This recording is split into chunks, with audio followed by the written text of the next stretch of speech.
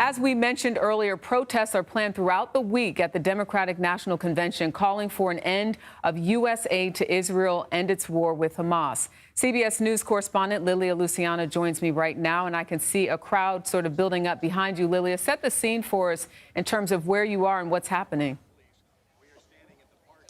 Hey there, Drika. So what happened earlier was there was a rally followed by a march that went on very peacefully. Protesters ended up around this area, and apparently a group of protesters were able to use what we heard were sledgehammers to breach that part of the wall that you see there. As you can see, there are some holes on what is that perimeter fence that was created to keep the protests outside and away from the area of the arena where the DNC is taking place. So once they breached the fence, some protesters got through and started manifesting and chanting on that side. At that point, a group of police not in riot gear approached, were telling them to move. People weren't moving. And then a group of, as you see, these riot gear police from Chicago PD who are wearing these light blue helmets were able to assemble and start pushing the crowds in and telling people to move away. Protesters started saying, come out, come out. Some of them remained.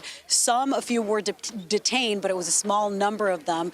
The majority were able to be pushed, or police were able to push them to come back through the fence, and things remained peaceful. We haven't seen any deployment of tear gas or anything of that nature, but right now, actually, we're seeing a large number of more riot gear police over here. Oh, wow. As you can see, now we're talking about dozens of officers wearing these vests. So now this is what it looks like. They're going to be clearing this area where there's just a few protesters remaining from the thousands that had been there.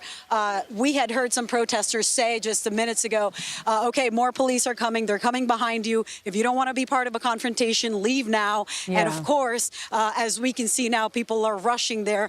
A lot of what's happening here, of course, is media getting these images of the police in riot gear. This is historic memory from the 1968 protests. A lot of people have been saying, will it be a similar kind of confrontation of violence between protesters and police?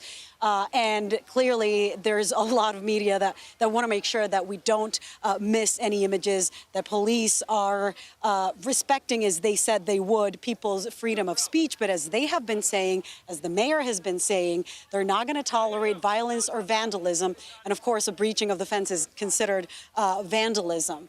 We are, of course, standing by here, seeing what will happen, but this is a large number of officers who have been trained on de-escalation, who have been following what the mayor, what the superintendent has been saying, that they want to protect people's rights, freedom of speech, their rights to protest, and people have done so far for the very most part, or entirely peacefully. But, you know, as the night progresses, we've covered many of these protests. Anything can happen, and we'll continue to monitor. But right now, where we are, the police presence is far, far greater. That's right. And this is just day one. Lilia Luciano on the ground for us there. Thank you so much. Right.